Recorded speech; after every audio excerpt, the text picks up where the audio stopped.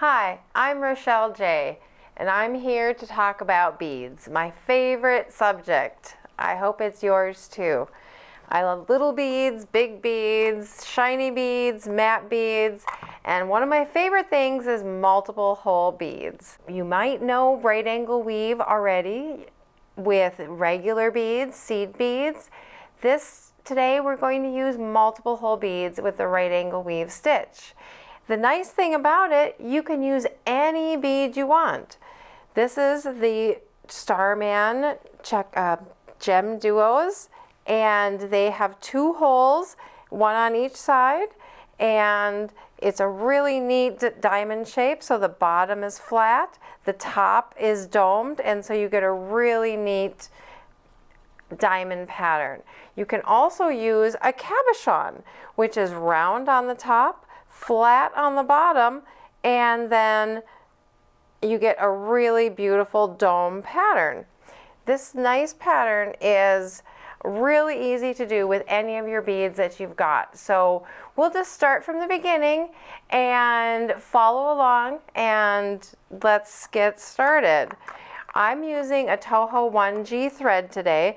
It is a little bit stretchy, so then you can maneuver your pattern just like you like it. I thread my needle, and we're using Toho size 11 needles today. When you're using a 2-hole bead, you go at funny different angles. So we really like to use a slightly flexible needle, but something that will go through as many times as you like. And so we also, in between each bead, we are using Toho Perma-Finish beads. It's a size 11 seed bead, and what is nice about the seed beads is they have the Perma-Finish coating on it, so then it won't peel off, chip off, rub off, and then it's a stable galvanized bead. On the very end, we're using the Toho 6-0 Demi Perma-Finish beads. They just came out on the market in the new gold and silver Perma-Finish galvanized. So the Toho Demi bead is a large hole bead which has a unique shape because it is exactly cut in half, so it looks like a spacer bead. So therefore all your different clasps connect on it easily, and it works really good to start and end every single project. So I have my gem duos here, and I'm lining them all up. Since I'm using a 2-hole bead, you want to make sure that all your beads are 2 holes are open, and so that none of them are clogged. So I'm going to set them all up on my tray just like I'm going to use them. And so that means they are with the hole side by side with the top up. If you prepare your workstation all nice and neat, then it's really easy not to get messed up. In this pattern, we use one of the Toho 11-0 seed beads in between each 2-hole bead, and so we get a really nice spacing. So what we're going to do is create this beautiful core for each bracelet, which has demis on the very end and then one 11-0 seed bead next to each gem duo. And so how we begin is we take 5 feet of thread, and I usually work right off my bobbin. We're going to need 10 feet of thread for this project, so you could either wrap your extra thread around a little piece of cardboard to keep it all neat and tidy while you're still working, and then you have the first 5 feet of thread that you're working with. So, or just work straight off your bobbin. Pull 5 feet of thread and thread your needle, and then to start with, you are going to pick up 1 Demi 6-0 bead, 1 Toho 11-0 bead, then you're going to go through the right hole of your gem duo. If we're going to move in a clockwise direction, then we're always going to go through the right hole of the bead. It's very consistent, so then you never get messed up. So then after your gem duo, you pick up 1 11-0 and 2 more demis. We're going to slide all of our beads down on our thread so that they're all right next to each other. Then you're going to circle around and pass through all the beads again. So this is the beginning of your bracelet. So you're going to be connecting your jump rings and your clasp onto these demis right here. Then we're going to work off of the gem duo. So we just met our tail. We went through here twice. So just tie a simple knot with your tail just to keep your tension good. So it doesn't have to be a real major knot, just a right over left just to keep it taut. Then we're going to move forward through the demi, the 11-0, and the first hole of the diamond that you just came out of. And so that's how the end is going to look. You'll attach your jump rings here, and now we're going to move forward. So we need to get to the other hole here of the gem duo. So just jump forward and go through the hole going the other direction. So first we circled clockwise, now we moved forward and we just moved counterclockwise to go through that hole. Now we're going to start again and repeat the same 3 bead addition. So we're going to add 1 11-0, we're going to add a gem duo and 11-0 and a gem duo. Remember, you're going through the right hole when we're moving clockwise. And so each time, if they're laid out on your station correctly, then they're easy to pick up. So then you'll slide your beads all the way down right next to it. That way you can see if they're all facing upright to make sure they're going the right direction. And then we're going to pass through them all again. I usually hold the thread around my fingers so that I keep it out of my way and I can control my tension.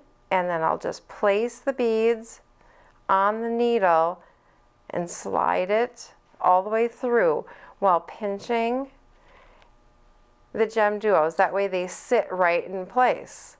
And so we're going to pass through the gem duo that's right next to us and move forward.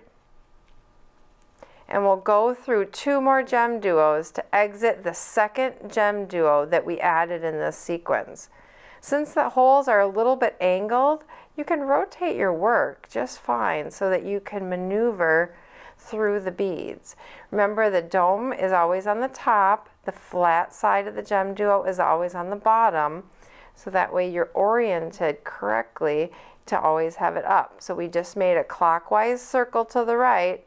Now we're going to jump to the open hole and move to the left. Now we're going to repeat that over and over and over again to the length that you'd like your bracelet. So add 1 11-0, a gem duo on the right hole, an 11-0, a gem duo on the right hole, an 11-0, a gem duo, and an 11-0. Slide all your beads down again so that it's right where you can see and you've got all your beads in place, and just wrap it around your finger to maintain a little bit of tension. You're going to go through each hole that you just went through, and when you pull it towards yourself. That way the beads will sit at 90-degree angles and form that little T. So the second bead that you add in the 3 bead set is always going to be in the center. So that's the bead you're always going to exit out of to move forward. Because you'll jump to the open hole and then you'll move forward. Then you'll just repeat as many times as you like.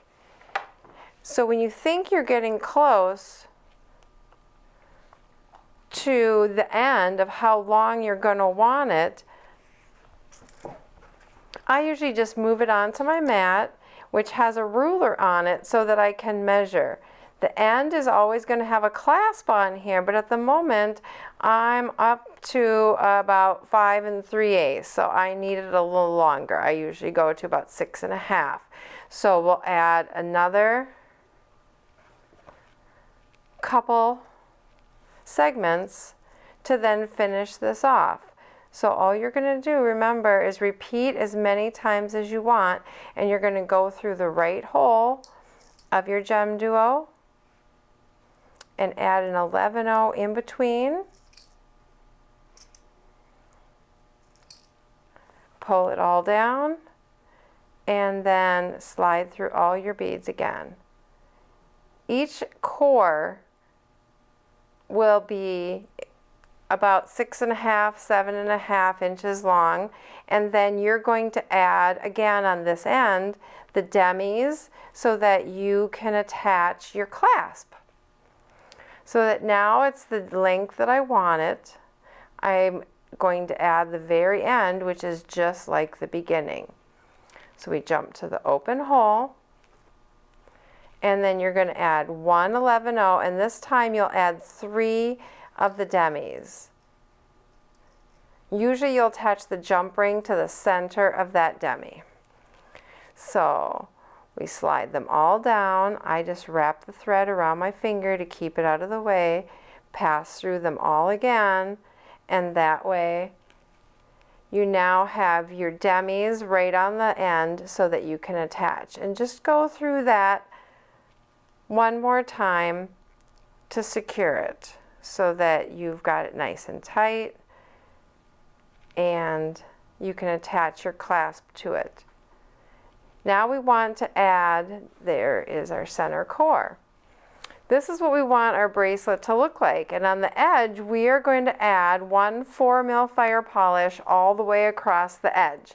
So we jump back down to the bottom hole where we came from of our gem duo and then go through the 11/0 just after it.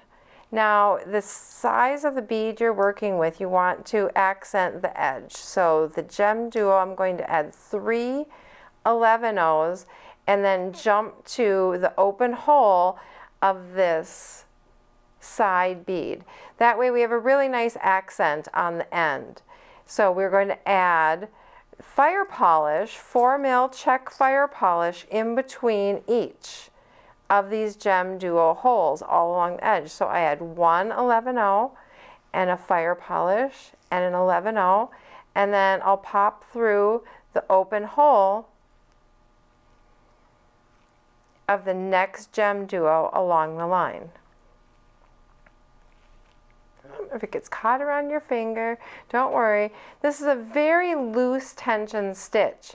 You don't want to drag the thread really harshly across the check beads.